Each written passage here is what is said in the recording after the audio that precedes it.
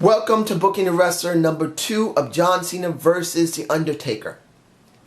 This is the situation we have. You've already seen my Booking the Wrestler of The Undertaker. Hopefully it's good to you. But here's the problem with John Cena. He has been booked very badly.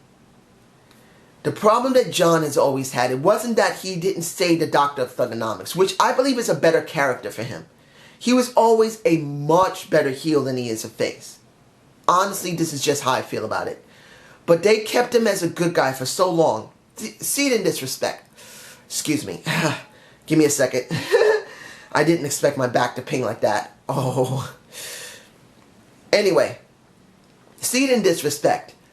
The Ricky the Dragon Steamboat has never been a bad guy in the WWE. He never was a bad guy in WCW. He might have been a bad guy at first when he first broke into the business, but he switched over to being a good guy. And the thing is that he works so well as one, he never needed to switch. With John Cena, he switched from a heel, well, he started as a generic face, then he went to a very decent heel, and then he switched back to a very, very watered down generic face. So in honesty, he's been a face twice and a heel once. And he's been a much better heel than he has a face. But this isn't about turning him into a heel again. No, this is not about that. This is about John Cena accepting coming full circle. Because when it comes down to it, I'm going to keep Cena generally as he is. But this isn't how normally how he's been booked is not going to be how he's going to be booked. John will not job because he has no choice. He's going to job to people. So this is how it goes. In the beginning of February, John Cena is no longer the golden boy of the WWE. Let's say it's Daniel Bryan and it is Roman Reigns and Seth Rollins. He's now in the mid-card. And at this time, he's going after the IC title, which he's never held. He's held the US title, he's held the world title, and he's held the tag titles and the WWE World Heavyweight Championship as well as the WWE Championship. But he's never held the IC title. So he's going after the IC title. He will be going after that. And the person who will be holding it will be the person that is holding it right now, which is Kevin Owens. No, it's not Kevin Owens. Who is it holding? Dean Ambrose. I'm sorry. I'm in a little pain right now, so I'm kind of missing something here. But Dean Ambrose is holding right now, but I would switch that to Kevin Owens. I would have a build into 2015 that Kevin Owens won it in TLC 2014. And by February, who John Cena has gone away for a little while and came back, he decides he wants the IC title because he never held it once in his life. So he is now going on the track of trying to get that title. But as he's trying to get that title, a former champion comes back. The longest multi-time champion goes after that title from Kevin Owens, and that is the Jerichoholic, the Chris Jericho, the Y2J. Now I'm throwing Jericho into this because for the simple reason, John Cena dealt with Jericho many, many years ago. He's also dealt with Kurt Angle many, many years ago. The first people that really gave him his beginnings was Kurt and Chris Jericho. So I'm kind of giving him a full circle type of thing, which I'm going to go full circle with this. So John will be facing a Chris Jericho after he's won it from Kevin Owens. That would be around SummerSlam. And he would be facing a Chris Jericho by then because Kevin Owens would lose it between February to about July to August. That's where we get SummerSlam. And John Cena has gone through his own rise. He's won a couple of matches. He's lost a couple of matches. He will not be Super Cena in this. Super Cena does not exist. He's a standard, ordinary wrestler in this. He needs to come full circle because the way he started out, he didn't win every match he went up against. He did not. So this has to happen. John would meet Chris Jericho at SummerSlam, but he would not win the title. He wouldn't. But 2 weeks later, Chris Jericho would go up against someone that he would drop the title to. And that would be the very person I just mentioned. That would be Kurt Angle. We know right now in real life that Kurt Angle is going to be leaving TNA. I don't know if he's going to WWE, if he's going somewhere else, or if he truly is retiring. I don't know if he's going to retire for real life. I thought he might be, but there's a good chance he may go to WWE, or he may really do something entirely different. But in this respect, Kurt would win that title.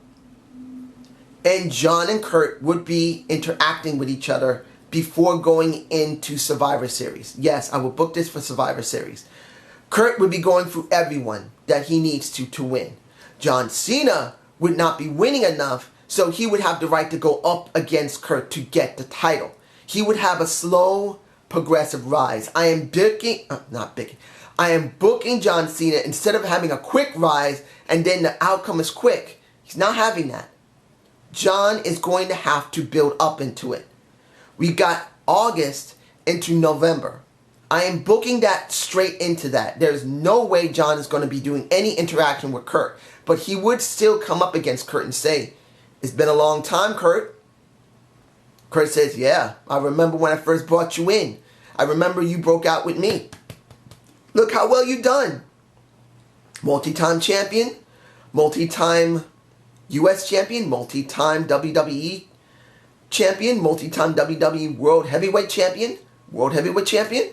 I'm proud of you. You've done well." And he looks at Kurt and says, "Yeah, but there's something I haven't got my hands on yet. I'm not the ultimate crown winner. You got what I want." And Kurt says, "Well, if you really want it, you're going to have to start winning matches. And from what I can tell in the last 3 weeks, you haven't won that many matches. So I'm sorry, you can't get this chance. And you know Vince isn't going to give it to you." And John gets a bit upset about that. I'm not turning him heel, but he does get upset. And we see a segment in the back with John and the chairman himself, Vince Kennedy McMahon. He literally goes to him and say, "Vince, I've been in this company a long time. I've worked very hard for you. I've been to every pay-per-view you have, and I've helped you. How about help me out here and let me get a shot at the title?" And Vince looked at him and said, "You know, I love you. You have done great for this company. But under the circumstances, I can't do it. And the last month, you've done like 7 matches. In the last 17 matches in the last month. I'm going that far because he'll be doing tag matches as regular singles matches. And you've lost 9 of those matches. You need to get better. You need to start winning. Because I can't really give you this, no matter how much you've done for the company." And John generally gets upset about that. He says, "Look, I've been there for you. I love the kids. I've been there. Why can't you at least let me have like a exhibition match?" And he says, "No. The only way you get an exhibition match if you start winning, and you've lost 3 straight times in 3 weeks. On Raw. Not counting Superstars.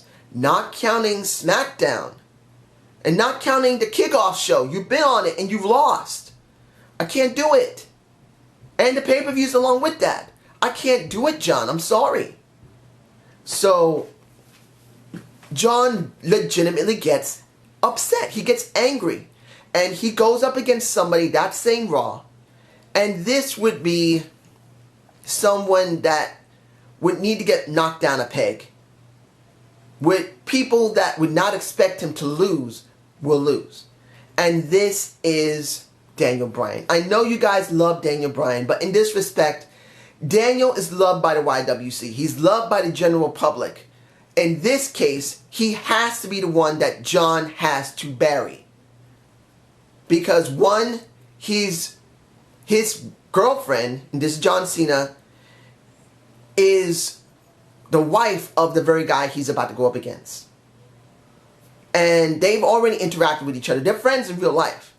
And they're friends on TV. But in this case, John, before the match, he sees Daniel. He says, and Daniel says, "How you doing? You went over and saw Vince. Did you get your exhibition match or something?" And he looks at him and says, "No. I've been told I gotta win. And I need to win. This title is the only one I never claimed. And you and I are friends. And we're always going to be friends. But in this respect tonight, I gotta make a point that I deserve the IC title shot. So I'm sorry, Daniel. You and I are friends. You know how I care about you. But I gotta destroy you. And I am going to destroy you. So just know I don't hate you. But I gotta do this. And Daniel says, you're not gonna do that. And he comes straight into his face and says, you think I'm playing? Wait until we get into that ring. You're not walking away. And he walks from him. Daniel's looking at him like, are you serious? You're actually going to do this? Come on. So when they get to the ring, Daniel did not expect John to literally try to hurt him. And this is Daniel Bryan without the neck damage. Daniel did get hurt. John Cena actually put a cross arm breaker on him. And he hurt him. He hurt his arm. He didn't expect John Cena to put a cross arm breaker on him. He doesn't do the FTS. He does a cross arm breaker. And then John literally pulls that sucker back really hard. And he hurt him.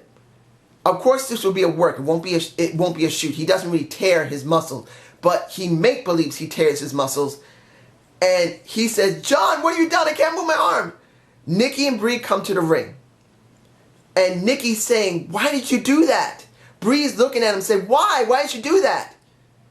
And Bree goes up to John and smacks him in the face. Hurt my hand. And he looks at her and says, nothing. And walks away.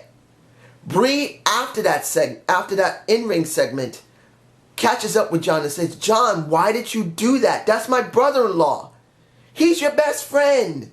We're family. And he looks at Nikki and says simply, shut up. Do what I say, not what I do. I know that sounds like, what?